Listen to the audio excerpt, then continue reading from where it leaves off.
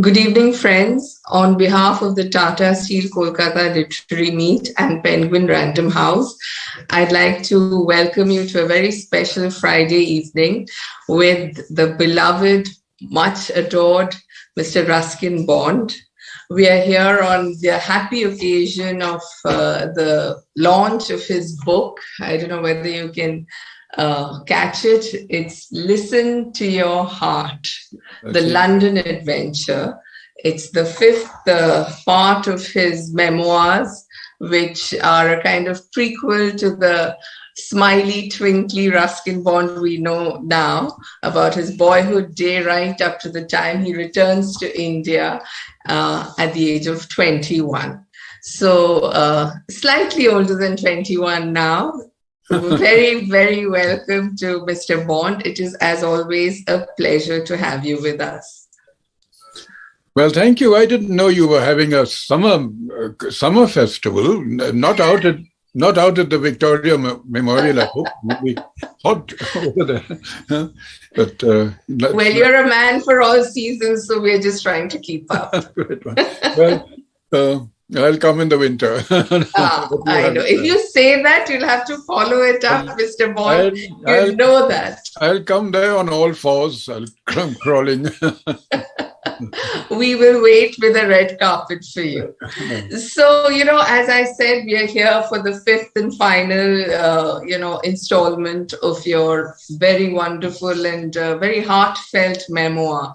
I mean, you've called it Listen to Your Heart, and it is straight from the heart, right from your memories of your father in the first installment to this one when you get onto that ship back to India. So where did this idea come to, write about your early years? Well, I thought it would also interest youngsters who are now at school or finishing school or sort of going into the world and following up on what their own ambitions, because I was an ambitious young boy and I wanted to be a writer. And boys and girls today some will want to be writers, others will want to do other things.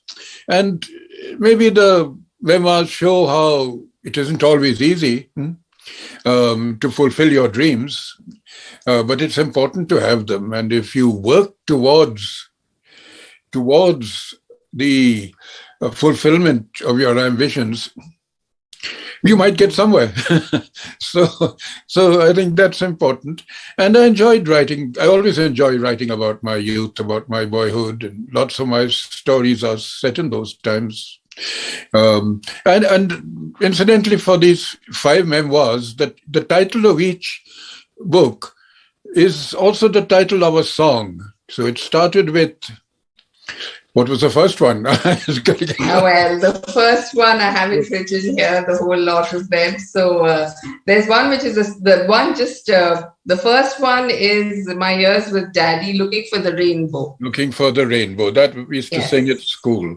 Then the second was Till the Clouds Roll By, which was another song.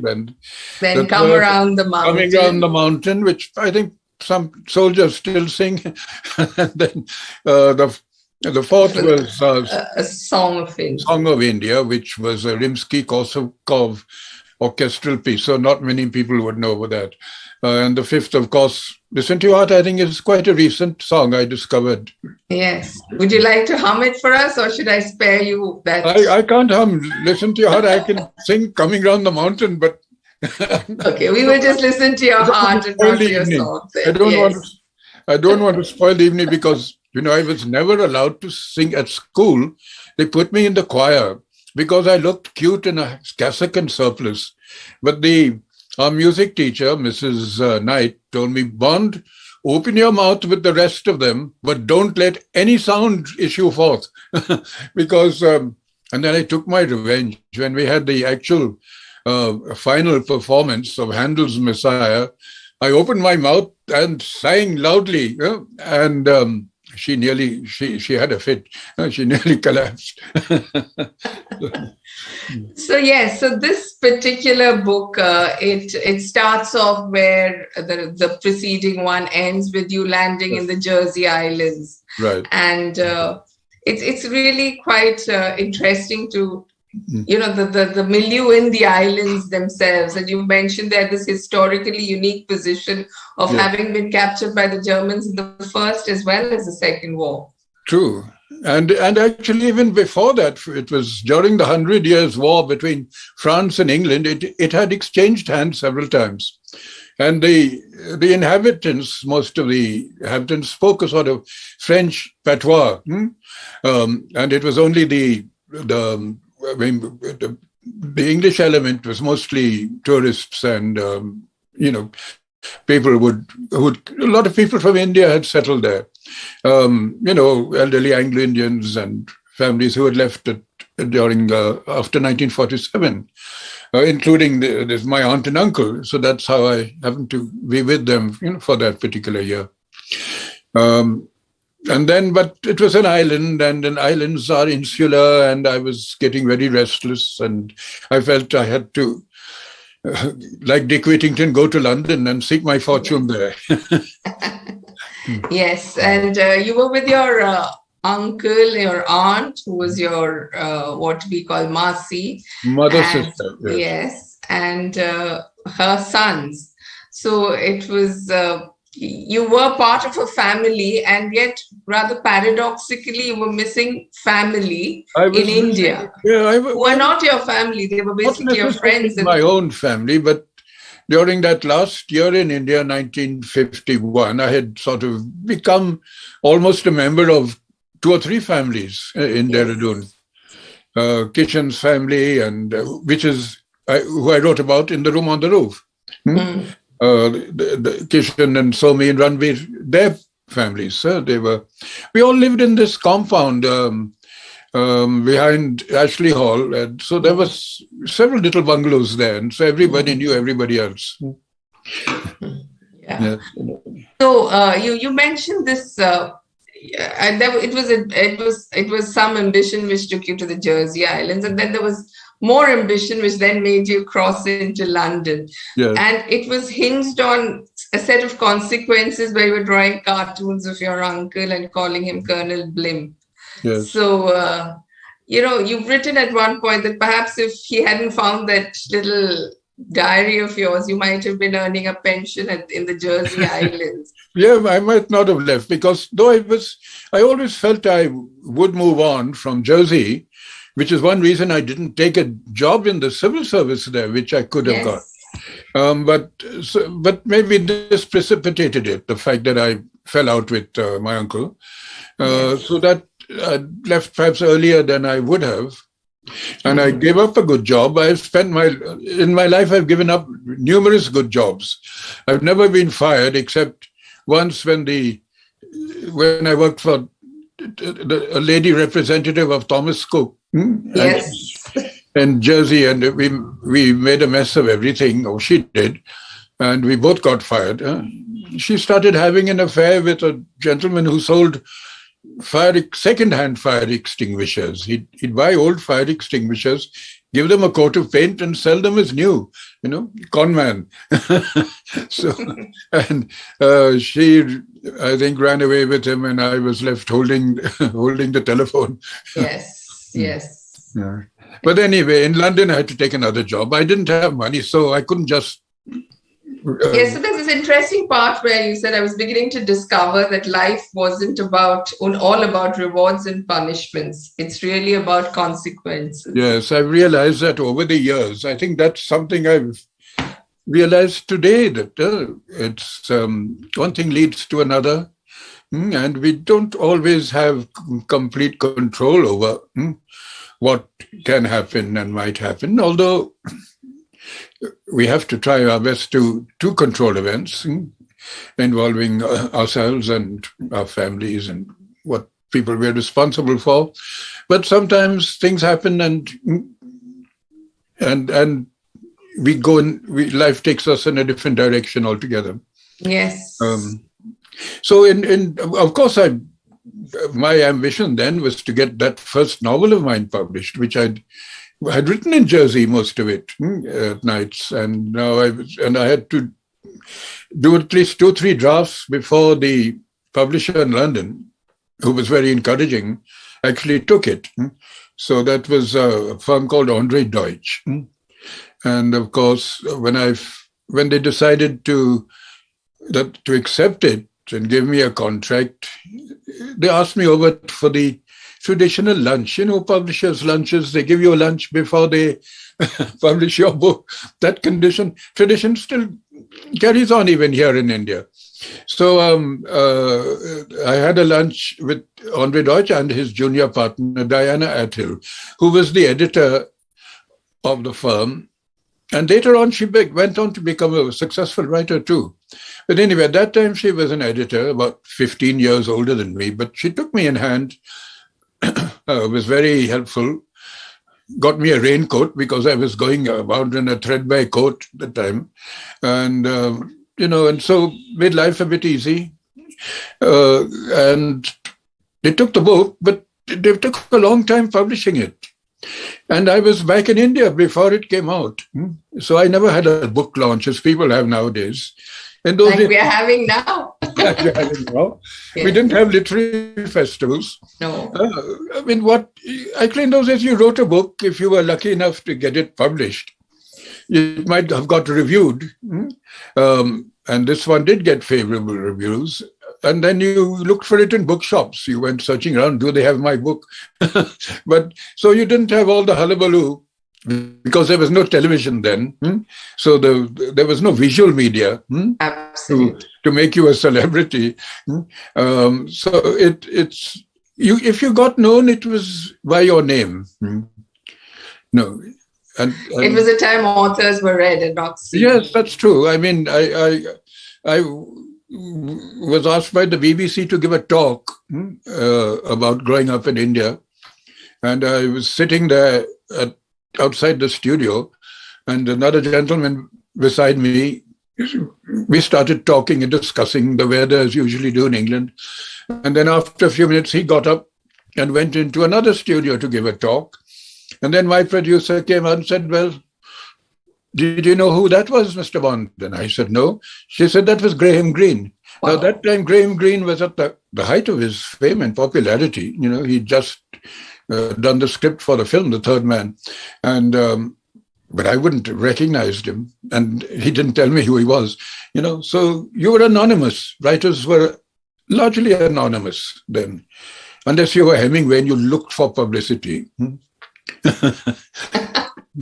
Or I get it.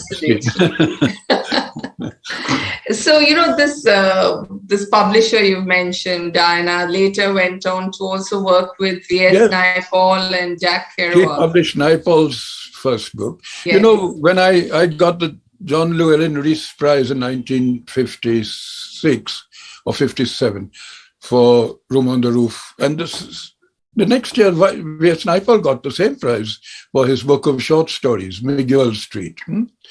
And then he had a very talented brother, Shiv Naipaul, who died young. He was also a very gifted writer.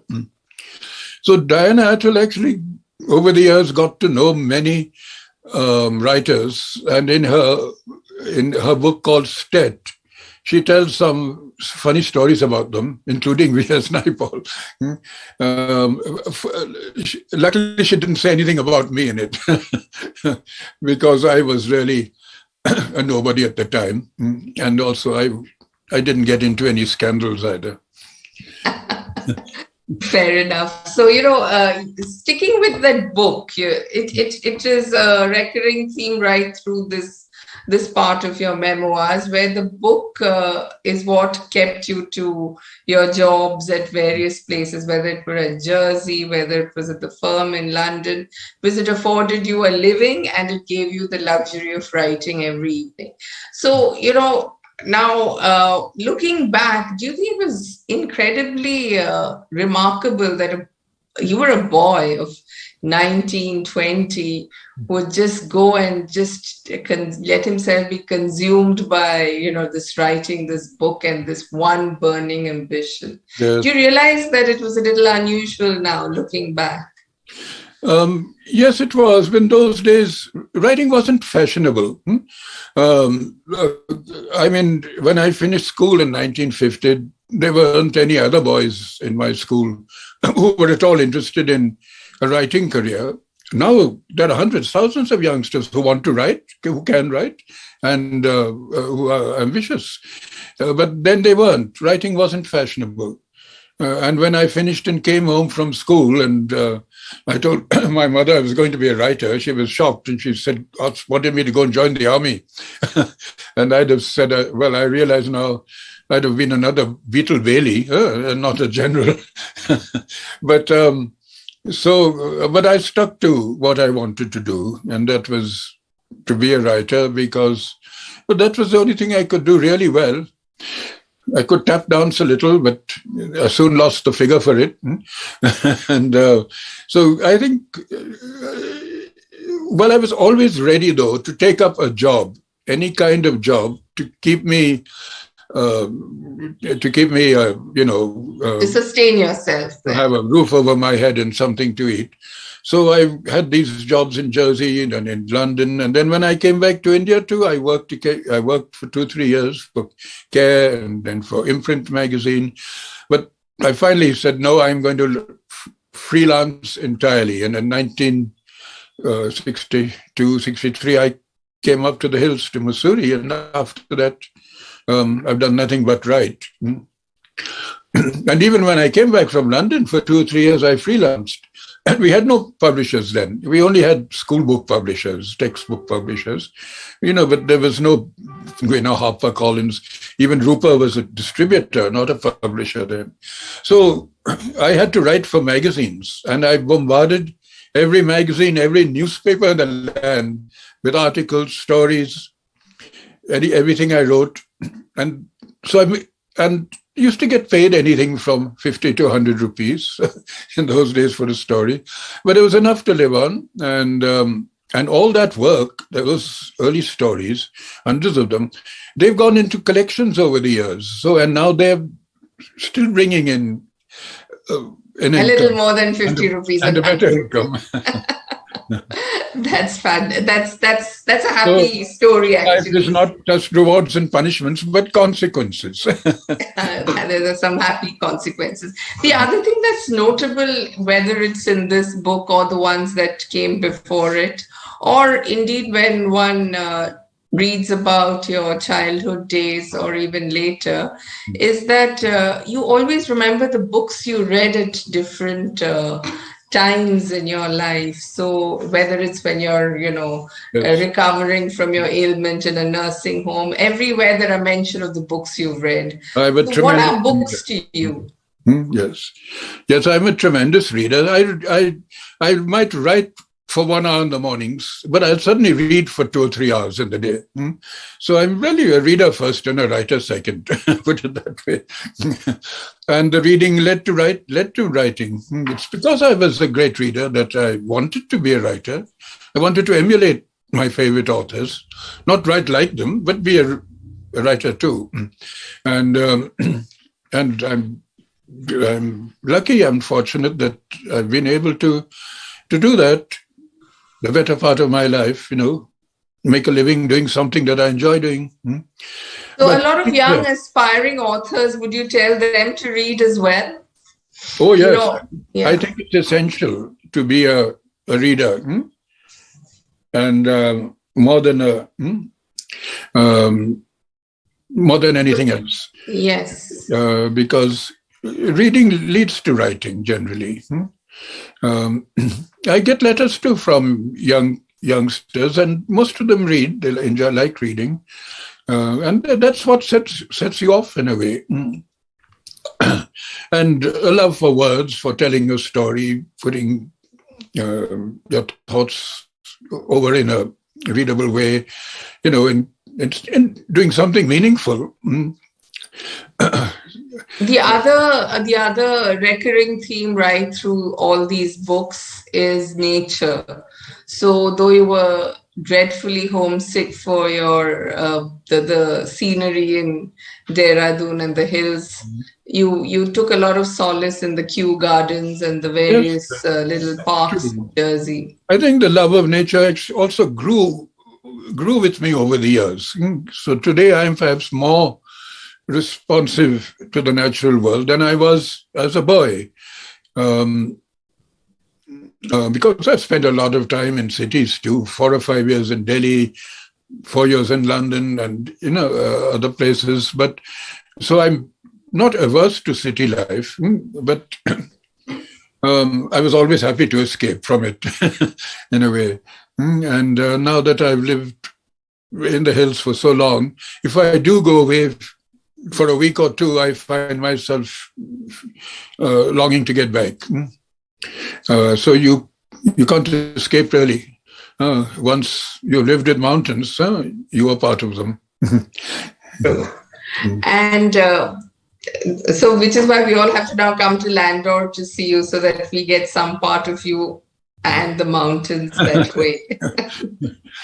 So, you've mentioned the other thing that is very interesting right through the book is you mention things which for us are, watershed moments, whether Jean Renoir's The River, which you said inspired you and made you feel homesick because it showed village life in India. The same film was in real time also inspiring Satyajit Ray to make Pother Panchali. I believe so, yes. Yes. Actually, The River was, I think, what was charming about that film was the story wasn't strong. He adapted Rumer Gordon's novel, The River, and he didn't change it much. It wasn't a very powerful story, but it had a lot of atmosphere. And that atmosphere he caught and conveyed through the film, the director, Jean Renoir. And the photography by Claude Renoir was also magnificent. So I think that had a lot to do with its success. It was almost a semi-documentary, you could say. And it just caught the atmosphere of the river and the Bengal countryside with this little family sort of growing up there. And I think I can see how that would have appealed to a sensitive director like Satyajit Ray. Yeah. And then there was also the performance of Yehudi Menuhin you went to. So these were things, these are, the stuff of what we hear happened in the heady days of long post-war Europe. Yes, some things that people have forgotten.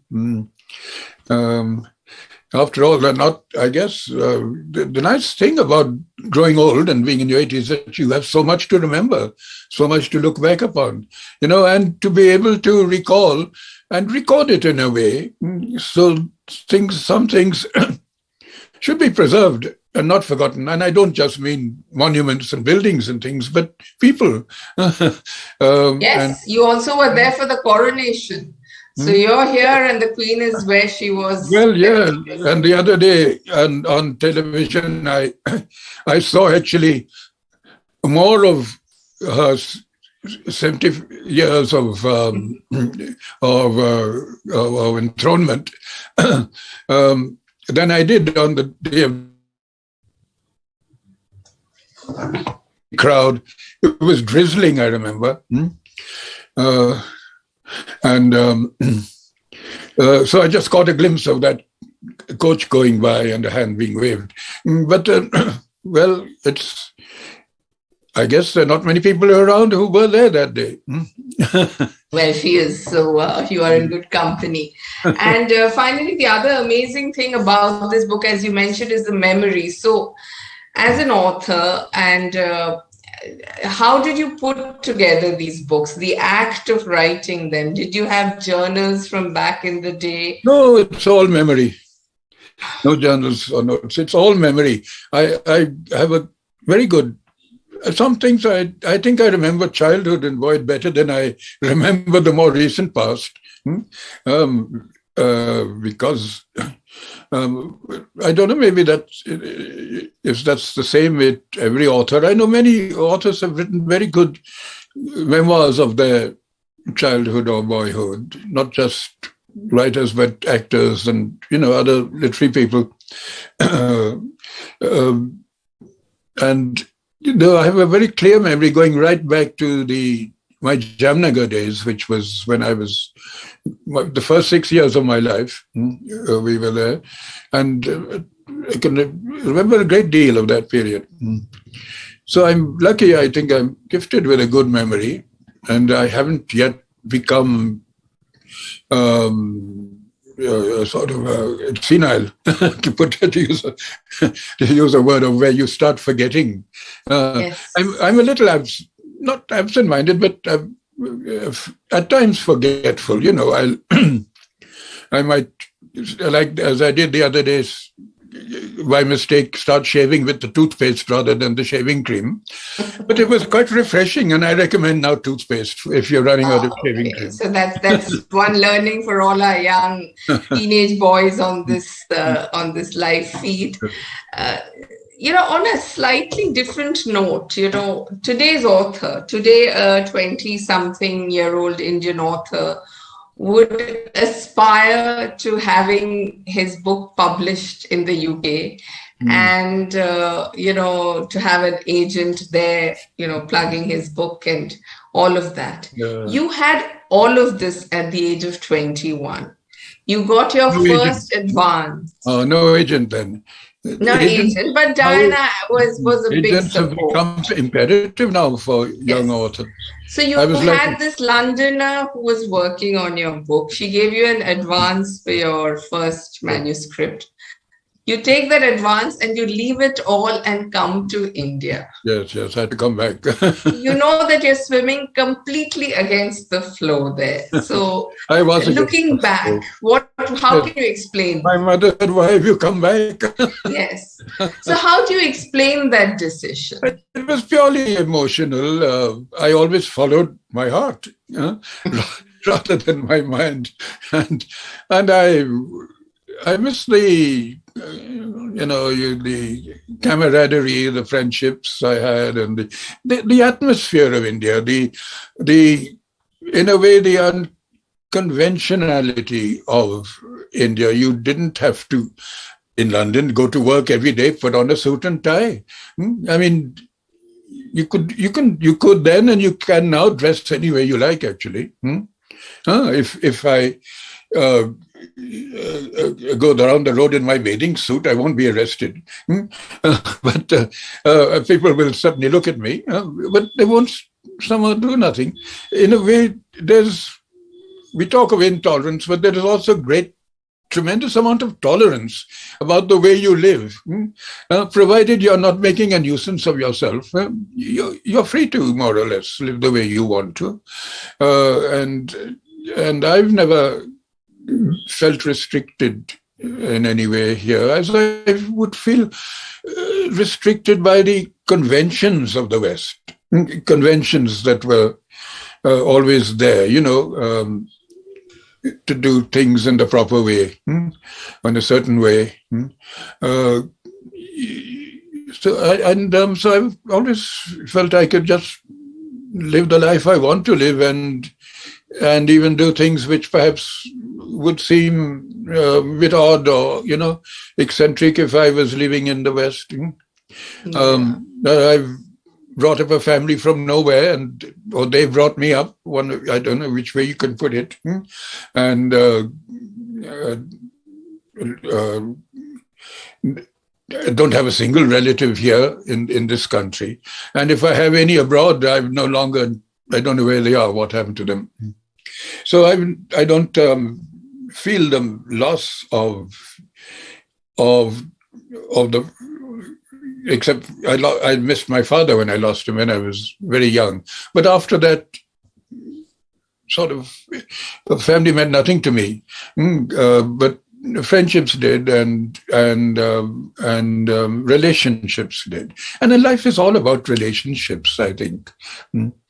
Life is all about relationships. That's where I think happiness comes in, And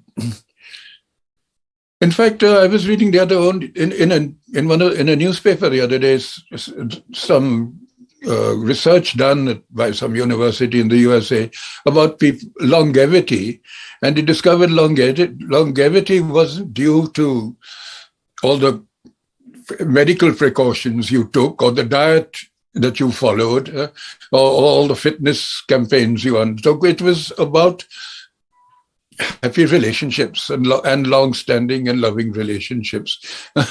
So I think that's a big lesson for the youngsters of today. Mm. As also, would you think that, your courage, there's also some courage. Your mother asked you, why have you come back? So clearly that wasn't what's expected. No, the one A day. lot of youngsters are bogged down by expectations and, That's true. what their roles to conform. Yes, one mustn't put too much pressure on your children. Let them discover for themselves what they want to do and what they want to make of their lives. They will, if they'll have talents. Most children, boys and girls, have that individual talents. They're good at something or the other. So when they find that when they know what they can do well, they should be allowed to pursue that particular course or or line of work, and not be pressured into doing something that maybe Papa did, or that he's a general. Why you have to be a major general too, or something, or we allow them certain expectations. Yeah, we should not burden them with our expectations. Not bog them down with expectations or nag them, because that will make them very unhappy. Yes. So you must be speaking to many of the Dil Ki Baat of many of our young viewers today. Before I have two more questions, and then we'll take questions from the audience. I can see them already coming in. So one is, so you left England in 1955. 55 years. Yes. 55, yeah. Yeah. So have you ever wanted to go back? Not really. Just to visit? I don't know anyone there now. Diana Attle passed away last year at the age of 101. She got to 101. And she lived a very full life. She had lots of boyfriends and had tremendous amount of love affairs. Somebody asked me, Ruskin, did you also have an affair with her? I said, no, because she was almost old enough to be my mother. But she certainly enjoyed her life and lived to a good age, 101. And she was still driving her car around London, I think, and knocking people over and things like that. But she, a very amazing person. So now I wouldn't know anyone there. Yes, there was a boy who grew up with me in Dilaram Bazaar, Dehradun, and he was not a very good student. He just scraped through his BA or something, but he went off to England, and he today, or his sons are running it. He's almost my age. He started a wine shop, and he eventually had the biggest retail wine shop in the whole of the UK, in the United Kingdom, including very expensive wines and old wines from Europe and France. And he would come out occasionally, but the trouble is he didn't drink, and he never even brought me a bottle. I used to be very angry with him. But a success story. Absolutely. But I've never forgiven him, because he never even brought me a bottle of wine. But there you are. The other thing I wanted to ask you was, these books have, come out as individual, installments. So what are the plans? Is there going to be an omnibus? Is there going to be a box collection? I did suggest to Sohini Mitra, the publisher at Puffin, that we put them all in one omnibus volume, and I think they will do that. But first, I think they're putting them together in a box set at the end of the year, as a sort of gift set, Christmas, New Year, that time of the year. And then maybe after that, put them in. I hope they put them together in one volume, because then the continuity is there, and you actually would want to go on from one to the other without having to search for, individual volumes. And so we have some questions coming in, but just before that, this is your new book, and what are you writing now? Well, at the moment I've just been amusing myself, doing something different. I've been writing nonsense verse, limericks, all sorts of funny things, usually mostly about myself. And I just, what was the last limerick I wrote? Something like this. It went, there was a young man called Bud who was tired of a diet of blood. So there was a young vampire called Bud who got tired of a diet of blood. So he tried Korean rice and other things nice, and then resigned from the Dracula Club. How's that? Wonderful. And I'm also starting, I haven't finished it, a young girl from Kolkata who ate too much bread and butter. How will I go on? She took off her toga and did lots of yoga, and then only had... She burst out of her toga and had to do some yoga. So you'll have to... I'd ask some of your young members to help me with them. Yes. So there is this question from Aditya Karambelkar. He seems to know about your fondness for Agatha Christie. So he's asked, which is the latest Agatha Christie and P.G. Woodhouse books you've read? Oh, P.G. Woodhouse recently, not a great deal, but I did pick up an old P.G. Woodhouse. I've got some old editions lying around. And I read again Love Among the Chickens, which was one of his earliest. And also one of Meet Mr. Mulliner, a collection of Mulliner stories, golfing stories with little romance brought in. So P.G. Woodhouse is always enjoyable. I mean, as I think I mentioned in Listen to Your Heart, I never met anybody in England who remotely resembled a character from a Woodhouse novel. But it's nice reading about them, and I would love to have met Lord Emsworth or his pig or Jeeves or Bertie Wooster, but they didn't really exist. Okay, so there's also you mentioned to me that you moved from Christie to some other queens of crime. Yes, of that same vintage. Yes, that was the golden age of the detective story. So who are you reading? You mentioned two authors, actually. Well, there's a very good writer called Patricia Highsmith, who's best known for novel Strangers on a Train, because it was filmed by Hitchcock. A tremendous movie, yes. Yes, right. And then another very fine writer called Eric Ambler. These weren't detective stories. They were more on the nature of spy stories, but he wrote a book called I've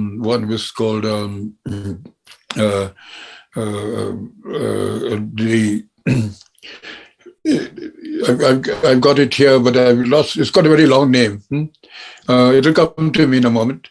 But he was very good, Eric Ambler. And The Mask of Dimitrios. That's the book. And one of them. It was filmed with a film directed by Orson Welles, I think, but it had Sidney Greenstreet in it. He was a very good actor.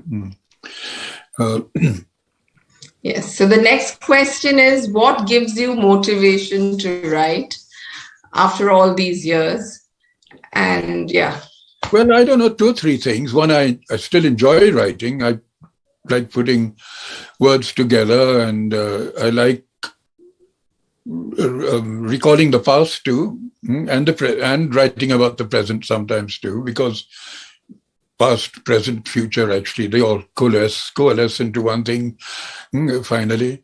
And so and I like, in a way, I'm recalling and preserving friendships or relationships and things that have happened, and also I just write, as I said, I'm putting words together and making interesting sentences is in itself something I like doing. And then I have to make a living still.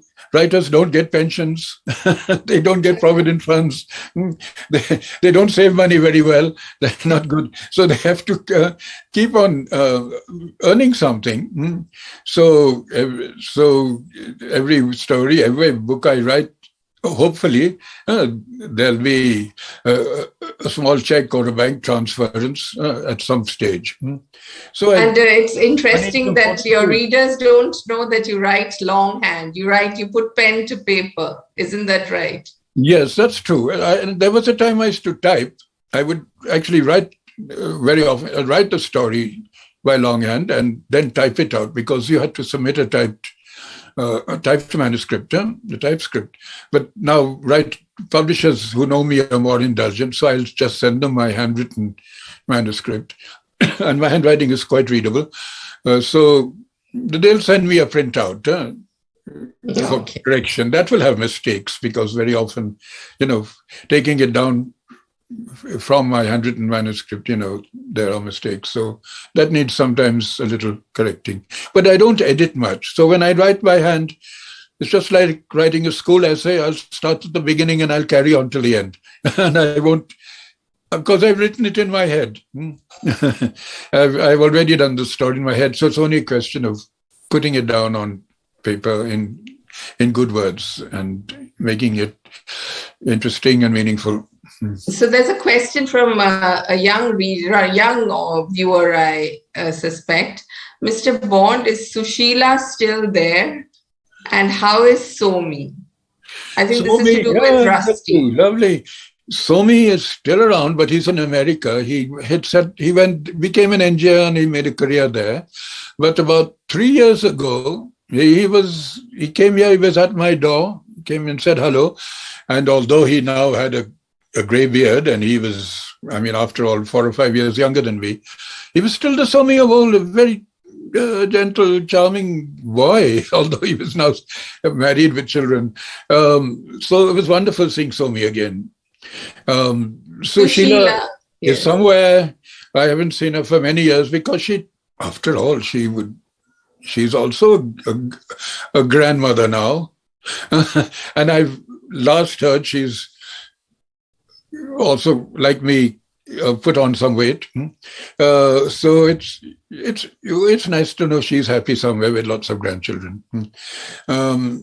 Yeah, that's lovely. So I am up to date with some of my, old friends. And so there's another question coming out of one of your books. Navaneel Bhattacharya asks, in your short story, Something in the Water. Yes. What was the creature in the pool? Oh, it was a creature. It was a mixture of, I don't know, human, animal, octopus, or something very unusual, and it would seize people who tried to bathe there and swallow them up. So it was a little horror story. But that pool in the forest, which used to be outside Dehradun, I used to go there as a boy with my friends, and I wrote another story about it called The Meeting Pool. We would meet. But that area now, it got filled in, and there's a school built over it. I think I mentioned it in the story. And so the pool is no longer there, but maybe that creature comes out late at night to haunt everyone in that school and panic in the dormitories. Wow. Well, there's another question staying with creatures. This is quite interesting. Hello, Mr. Bond, says Mr. A. Chakravarti, or A. Chakravarti, Mr. or Mrs. not known. One of your memoirs is called Lone Fox Dancing. What is it about the fox that appealed to you? Do you identify with it? Yes, because the fox is often a loner. And I was a loner for many years, and especially when I first came to live in the hills. One of the first animals I encountered late at night was this fox, only dancing in the moonlight. And I wrote a poem about it, and I also used the title for that autobiography that I wrote, Lone Fox Dancing. So foxes aren't all that common up here. There are a lot of jackals. But wolves, you'll get wolves, I think, in some of the forests in the plains, but not here. You will occasionally see a fox. But so I just like foxes. Yeah, that was his question. So now Momi Chattopadhyay asks, Sir, could you please suggest some steps that will instill the love for reading among young students?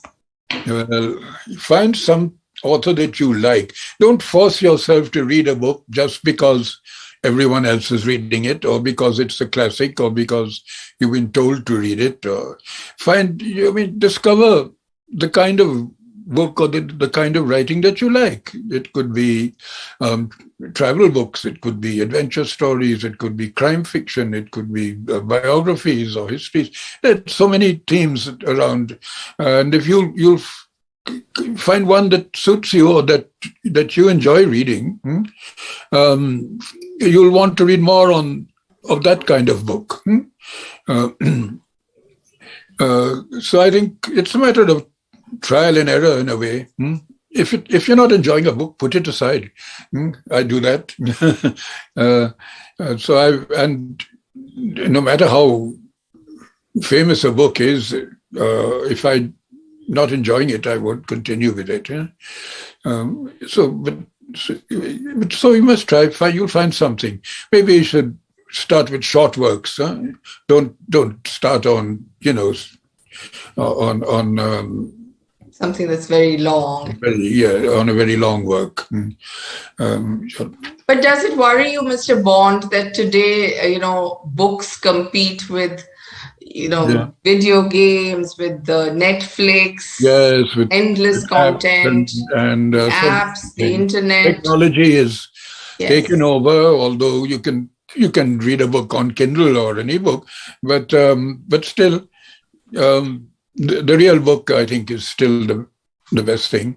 And you see, but in spite of all that, there are readers, and because I get letters from young readers, and after all, people are buying my books. Some of them must be reading them too, and which was not the case 70 years ago when I 1950s, 60s. Books came in from abroad. We didn't publish many here, and readers, I mean, in my school, where we had a good library, but in a class of about 30 boys, there were just two of us who were actually fond of reading and who took books from the library and read them.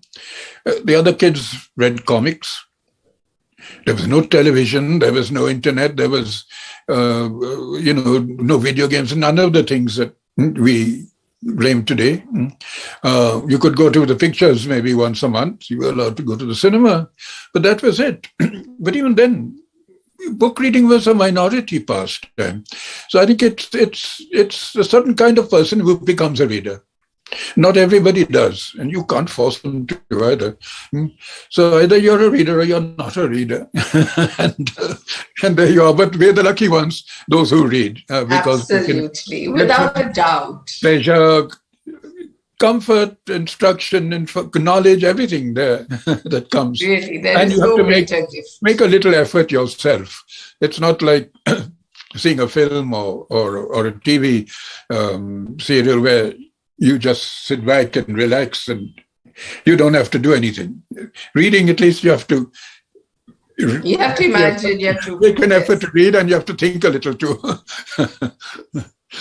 So finally, before we sign off, there's one question from Amrita Ganguly, which is, what is your message to, us today when you look back after having finished these memoirs of your early days? What is your message to the youngsters of today? Oh, I'd say, well, pursue your ambitions, do what you... It's no harm being ambitious, but be prepared for disappointments and setbacks, because they came to me as a writer, they come to, I think, most of us. An overnight success is very rare, and sometimes an overnight success can later on lead to failures too, and that's even more disappointing. To be at the top and then to go down. It's better to be at the bottom and then go up. In a way, as I did, because many years I took before I could get established. So be prepared to work hard and don't give up. Don't give up is indeed the greatest lesson in this whole book, because you hung on to the dream of your book being published, and that took you through those years of loneliness and being so homesick. So I'm so glad that it all ended beautifully, and we're talking to you a small matter of 67 years later, in the comfort of your home in the hills that you missed so much in that part of your life. Yes, So, I'm very fortunate. A writer without regrets, or very few regrets. and may it remain that way. So thank you so much, Mr. Bond. As always, an absolute privilege and pleasure to speak to you. And we'll take you up on your promise to come to Calcutta this January. Yes, thank you. Let's just keep the P word and the COVID word out for that period, hopefully. Thank you. Thank you so much. Thank you. Thank you, everybody. Thanks for tuning in. Thank you, Patri. Vaishnavi.